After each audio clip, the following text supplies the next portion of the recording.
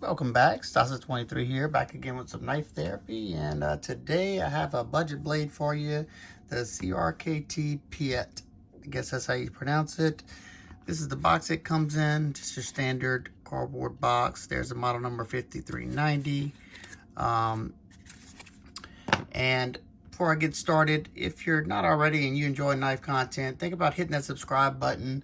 If I haven't already, I'm doing a giveaway soon. I just passed the 5,000 subscriber marker. Couldn't thank y'all enough. I have some great subscribers. So let's get into this Crkt Piet. This comes in at $29. Pretty much all your big retailers. This is a Piet Vox design. He's one of my favorite designers. I love the lines. He kind of flows really well, and he definitely usually nails the ergonomics on pretty much anything he designs. But we're talking about this little guy, and I say little guy because it's not a big knife by any means. You have a spear point blade with the satin finish on there, Crkt logo on this side, and the name of the knife, Vox, and the model number down here. You have the signature Vox opening hole. You know, he usually does a oblong hole, not this exact shape, but that, you know, wide. And it is chamfered, as you can see, all the way around the hole, so it's not sharp to the touch. You have a pretty robust blade stock. You know, pretty much all of his knives are robust in blade stock. Comes in at 0.128 inches. You have a well-designed sharpening choil. Looks like it is clearing the plunge line. Sorry, I didn't clean it off. Close it up. You have GFN handles with a little bit of texture. Gives it a little bit of grip. Easy access to that thumb hole, as you can see, because they have this cutout right there. So you can fail. So you can flick it out.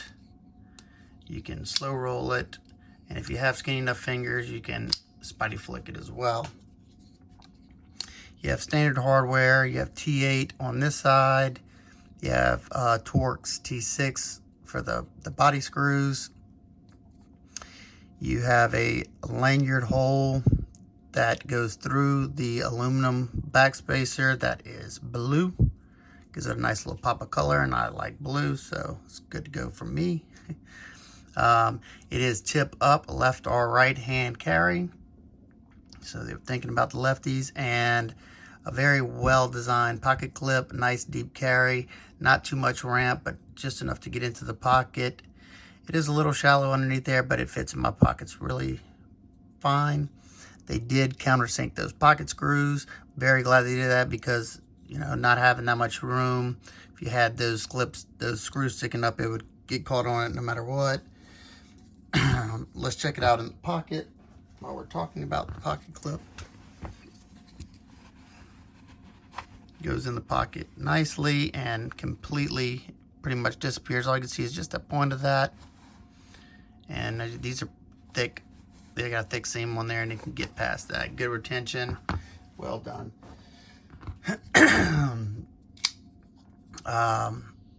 It's riding on, as you can see, Teflon, which I'm perfectly fine with that as long as the action is good, which in this case, it's very smooth, and I can actuate it without a problem. Easy access to that lock bar because it is cut out, and you do have some jimping there, which you probably don't even need that, because I can easily get to the lock bar without a problem. Of course, it's not going to be drop shut because, you know, it's on Teflon, but you have that buttery smooth feeling whenever you're opening it. Lockup is good. I do get some flex from the GFN, but, you know, it's not a big knife, so I'm not worried. Let's see, I didn't give y'all any specs, so let's just so y'all can get an idea of the size before I do size comparisons. It is about, let's call it 6 1/4 with a 2 6 1/8 around blade, so it's going to be legal in a lot of areas. Your grip area is I'd say close to 3.5 inches. So not a big knife, just a small, lightweight EDC. Let's get some size comparisons out of the way so you can get a better idea. One of the best size comparisons that I could find is the copper natrix, Kershaw copper natrix. They're pretty much identical in size. You do get more grip area because you don't have that flipper tab coming off like the natrix. And then you got another GFN knife, Spyderco Dragonfly Warney. It's a good bit smaller. Two more Vox designs, popular designs. The large Pilar, which is bigger. And then my modded small Pilar, which is smaller. So there you go.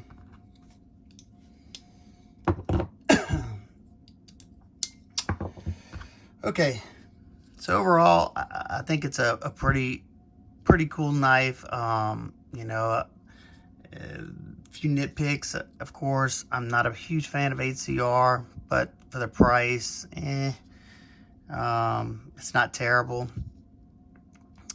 But for a small knife like this, I don't really understand why you need the thick blade stock.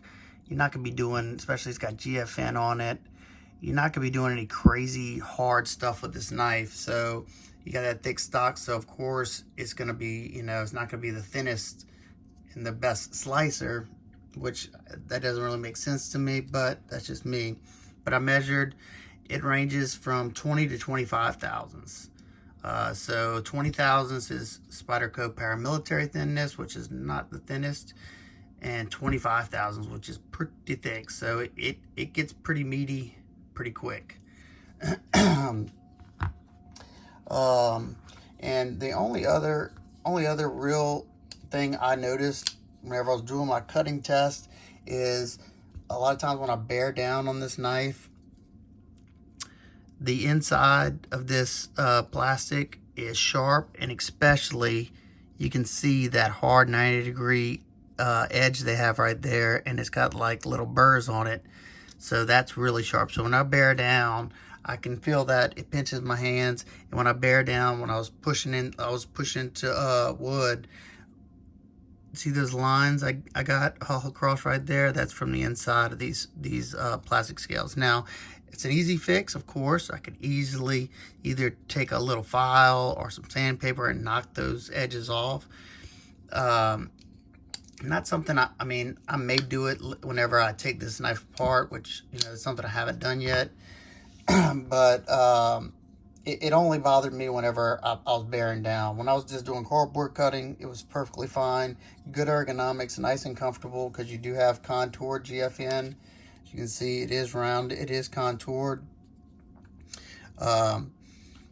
Your centering looks like it's pretty darn good. The lockup, it is a stainless liner lock, and the liner is only on the lock side. You don't have any stainless on this side, so it is a lightweight knife, and that's perfect lockup right there, almost to probably around 50%. I think that's great, especially for a liner lock. I don't want it to fail on me. Let's see how lightweight this knife is. It feels nice and light. 2.44 ounces. I'm definitely good with that. So overall, if you like Vox designs like me, and you're looking for a nice budget offering from him, I'd say this is a pretty decent blade. You know, like I said, for what it is, $29. You know, I would have liked to see the better steel, of course, but you know, it gets the job done for what I'd be using this for. So if you have any questions, comments, concerns, please leave them down below. Like I said, if you're not already and you like my content, hit that subscribe button, hit the bell notification button after that so you don't miss anything. Hope everybody's doing well, staying safe, and having an absolutely wonderful day. I will see y'all on the next one. Peace.